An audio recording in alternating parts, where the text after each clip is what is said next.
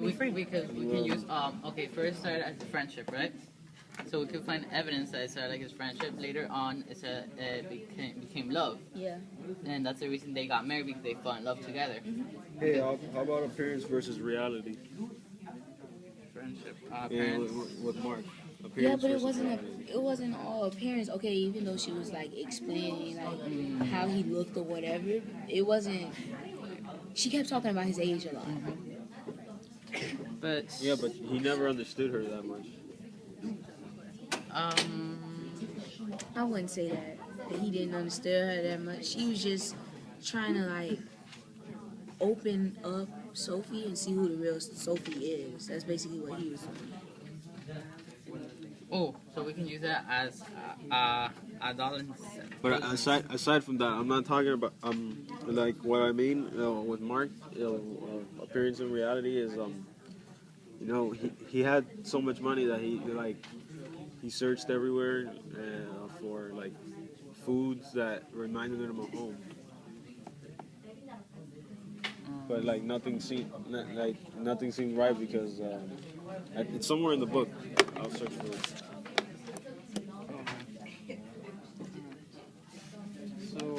Okay, so we have everything we need. Family. Poverty comes out. So what we picked. Okay. Poverty is also. Yeah, it's a big thing. Yeah. So when Junior came to America, they didn't really mention it, but like you know he struggled with it because he said, I just want to finish high school. When Bethel was saying he wanted to college, he was like, no, I just want to get through high school first and get that over with. So you get what I'm saying with that? Yeah. So basically to conclude it, I think Danticat and Diaz explored individual himself through the subjects of family and immigration. Because those are the two main topics that he explored, subjects that he explored through this book. Family and immigration. Well, yeah, in a way, How would you feel that? their How do you feel fathers, that the mother affected Sophie in a big way? I think their fathers, both their fathers had a really big impact on how they live. Because, and basically think about it, you really think about it, they had a systematic But pretty much, Sophie and Junior, they both, when they were young, they had this missing link to their lives, which was their parents. Yeah, but And basically, when you have to look at Sophie versus like her parents and your family, like it's like. And she goes to me, you know, I like the way you are. And I go, why? What did she say to you? I like the way you are. Okay, And I go, why? You know, what's good or bad about me? She goes, because even though you live here, and you know here, you know, kids are different here. You know, from here, they like English a lot. So everybody talks English, you know. It's not like you're at home, you only talk Spanish at home. Well, me, I'm the person that I don't care who you are or where you're from. I'm always going to talk some Spanish. You know, I'm going to be that Spanglish person that you know. Like if I say, oh, yeah, well, you know, what's up? You know, that's me. But I think it grows stronger due to the fact that I don't have my country anymore, you know, that I can relate to. So here I have to come, you know, and show people, okay, where I'm from and who I am. I just can't change. I can't change for anybody. Guys, your voices, please. Like, yeah, like weekends, for example, my parents get together, they cook, you know, we try to keep it really Ecuadorian. Really Ecuadorian because people don't know it here. People think just what's here is good. I guarantee you that if they try something from somewhere else, they're going to go, no, Do you think that Page 27, showing how no love. Okay, so go to page 27 right there. Is this one? So you guys agreed that. Yeah, he said our fights. Our fights didn't bother me too much. I still want him to love me, something that never seemed strange. He never had love from his dad, you get me? Right, and then later in page 41, we see how he doesn't have hope. Because he feels like, what page was it? page 41 says, I tried to imagine Papi before Mommy. Maybe I was tired or just sad, thinking about the way my family was. Maybe I already knew how it would all end up in a few years, Mommy without Papi. And that's why I did it. Picturing her alone wasn't easy. It seemed like Papi had always been with her, even when we were waiting in Santo Domingo for him to send for us. That's how. And this really touches me because, well, also in this page, in page 69, It says, I lived without a father for the first 9 years of my life. And it really touched me because I didn't live with my dad till I turned 9. I was in Honduras. And then I never lived with him. He was in America. So I'll be with my mom. So I don't like when people be like, oh, the girl is always The daddy's little girl. daddy's little girl, because that's not true. You know, I was never raised with my dad. So I feel like he touches me because, like, Junior would feel the same way. He wouldn't feel love. Like it said in page 27, like he also said, our fights didn't bother me too much. I still wanted him to love me, something that he never seen. Strange, because his dad never showed him love. You get me? His dad was never there for him. And you think this affected him In school, when he came to America? How was his experience at school, and how does that relate to what you went through?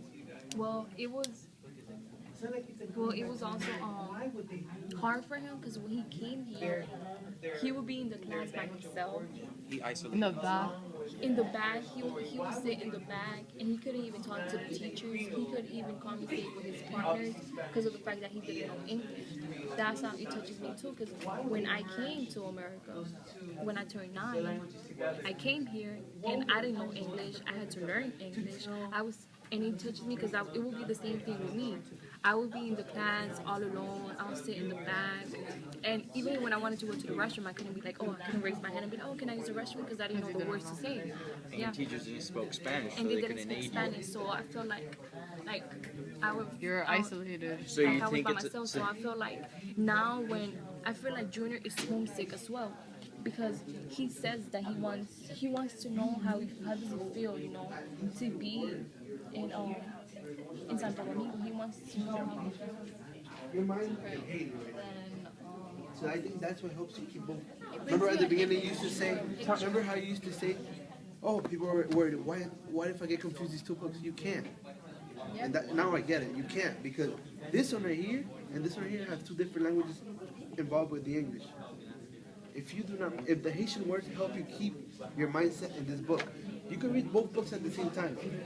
But if you have that, you know, those words coming up to you, then you know exactly where you're standing in the book. I can picture myself in the street, like, or wherever they're talking about the camps or the sugar canes. I can picture myself because of using that language.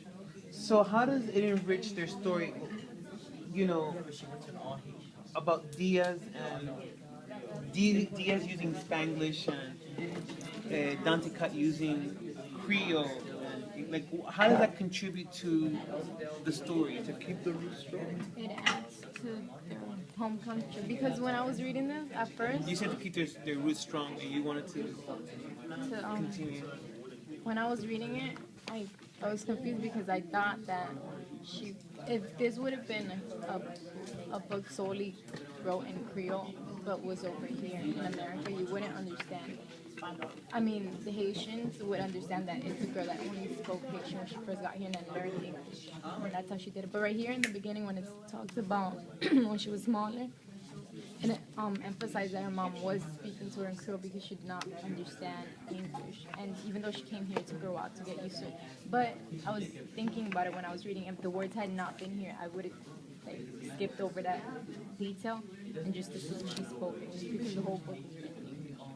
But if it would have been only in Creole, then I wouldn't have been able to read it. So she still adds that to let you know that, yeah, she's from Haiti. Yeah, that's her culture, her background. That's her first language. But why was it important for Danticat and Diaz to inject English? I mean, rather, their home origin. Why was that important for the protagonist, that story? I think because that's who they are. And they what do you mean by that's who? What does that mean by that's who they are? Because that was, like she said earlier, that was their first language, and like he said, it's their roots. So they want to add a little bit of where they are and where they come from, and you know what they're really about, like their culture, like their environment over there. So who they are is where they come from? No, not who they are is where they come from, but it builds who they are as a person. It makes them just a little bit of, like, their country makes a little tiny piece of who they are, and they take it everywhere. Exactly. You know how they're from the same island? They're from the same area. Okay, it's divided in half. It is. And then it's showing, the way I see it now that she's saying that, how can one place Come be together. totally different? You know what I'm saying? Again, if you mention Haiti, mention Creole, you're in Haiti right now. Over here, you're in DR. So I'm guessing, I'm showing you how one same island can be two different things.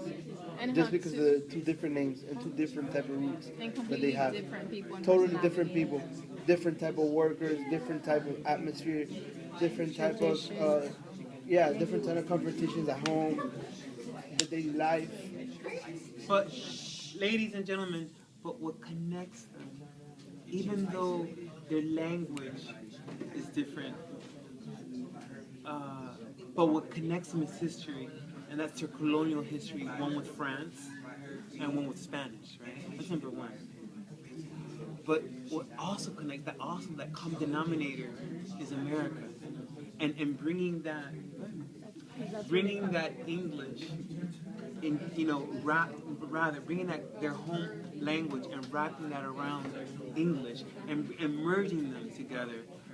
That by them merging them, it creates a hybrid language.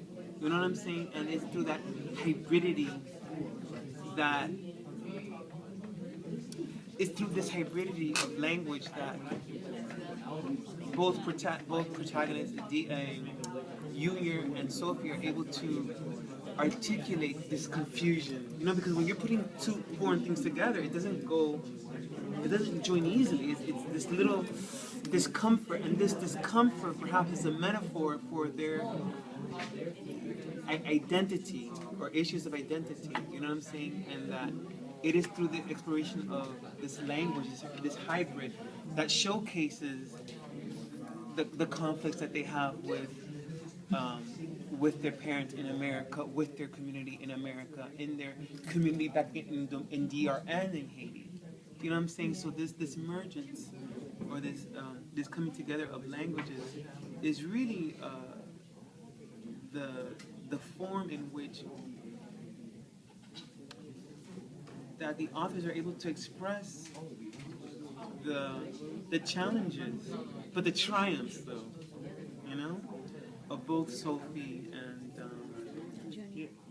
and can someone talk to me about? I mean, I could be wrong. I don't know. I'm just thinking through this as you guys are conversing about language. Can someone tell me about a triumph that finally happens with this, that causes this kind of hybridity, I guess?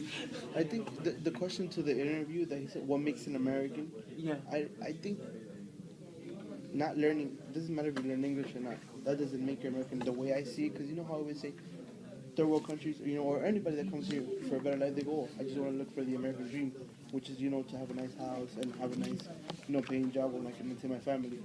I just think it's about, first you have to mention where you're from to help you understand how is that you're going to be able to succeed here. And I think you keeping your roots and connecting them to the ones in America, it's what makes you strong. Because a person that comes with one hand in the front, one in the back, they don't know where they're heading. They're just throwing the fish around, hoping to get something back.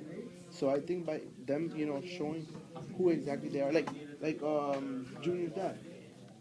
He came for something better. He struggled. That guy, washing dishes, doing everything he can. So I think you have to know yourself within first, or where you're from, in order for you to be somebody here. So forget about the English, because America is not about the English as it is now. It's not about your language. It's about who you are, because there's Hispanics, there's Hondurans, there's Nicaraguenses here, and none of them talk English, or most of them don't talk English. So I don't think America is just. So about you're saying that. You're saying that being American is post-language. Yes, there's no language. It doesn't. I think that, Here I am. To me, the language in the United States is not. It's about who you are. Yes. It's what you contribute to our. It's not about the English or you trying to fit in. It's about who you are. It's about who you are and who you want to be. And what is that? What do you mean by who you are that makes I you think American? nobody, Like, what does that mean? I don't think nobody has established something for you to get there. I think you make what you want here, and that's the freedom of here, that you can be who you want, and